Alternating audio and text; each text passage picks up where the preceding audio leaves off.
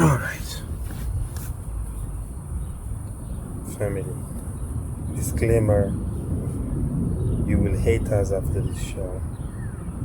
I don't really think so, but anyways. Okay, let's start. Welcome back to another exciting episode of Firm Fusion. My name is Mercy McAfful and I'm here with my forever... What? Can you continue that for me? No, you started it. You need to finish your sentence. Please help me welcome my co-host, Espeerantz, Hello. to this episode of Firm Fusion once again. Today we're talking about being a breadwinner. Are you a breadwinner? Do you know anyone who is a breadwinner? And what are the trials and tribulations, of being a breadwinner?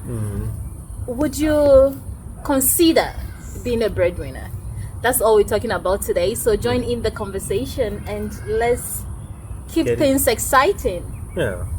So first we. But please do not get angry with us.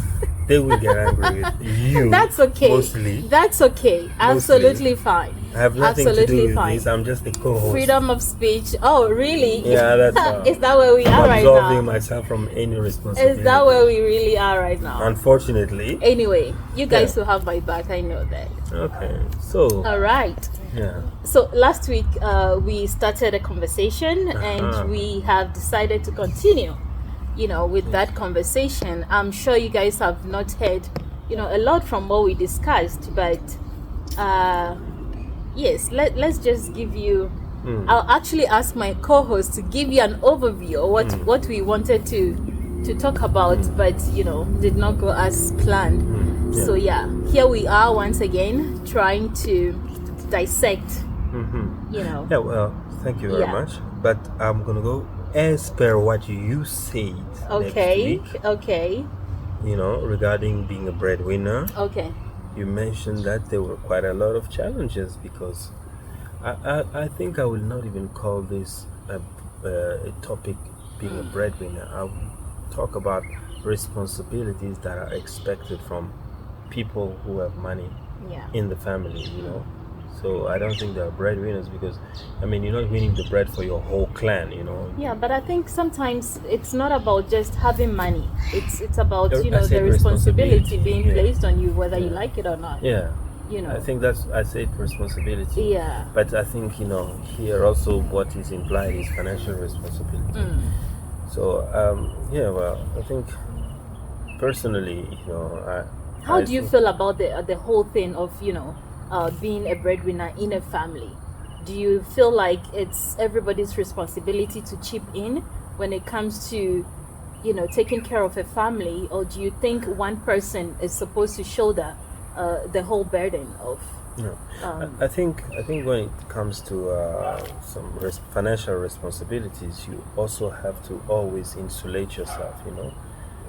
The money that you have to have a clear understanding as to where you're putting it and who have to be the beneficiary of your hard labor. Because you cannot say that because I have a lot of money I'm going to take care of the whole world. It's impossible. Or take care of the whole clan because I have money, because I am the one with a bit more means than others. I think that is a very unfair thing you can impose on yourself, And it's not even being imposed on you. You are self-imposing it as a duty. But the problem is, when you put such a duty on you, nobody will ever... Well, some people will come and say, let me take some weight off your shoulders. But in most of the case, people will take advantage of that. And people have the tendencies of taking advantage of that. So you've got to know that, okay, what I have here as means of survival have to first be for... presumably your children, spouse and children, and then the rest you can see how to spread it throughout the community. But you cannot wake up and say that, because you are the most financially achieved person in the family, that it becomes everything in your family. I'm talking about your extended family.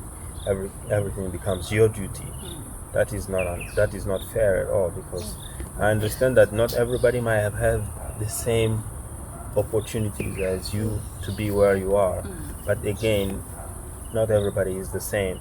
And also, just because it is so, you shouldn't be feeling guilty to have an advantage, some ground over Okay. others.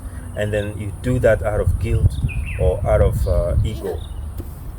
You see? Okay. So, yeah, that's what I think. Yeah. So then, where do we bridge the gap between being selfish and being selfless? Well, I think, well, I think those are two completely opposite things, and trying to bridge the gap is not really. Because I mean, sometimes if you are not able to help with certain things in a family, you are, well, people perceive you as being selfish, regardless of whether you have those things or not.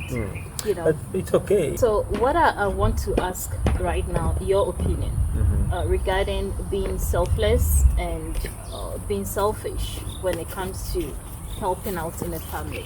Let's say you are one person who is financially stable, you know, and you are able to assist with some things that you feel like the family needs.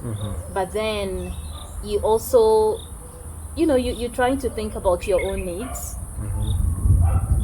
And Yes. then you just decide not to help anybody in the family. The question, you know, Yeah. for me, as you say, you want to bridge the gap between the two, is I ask myself this question.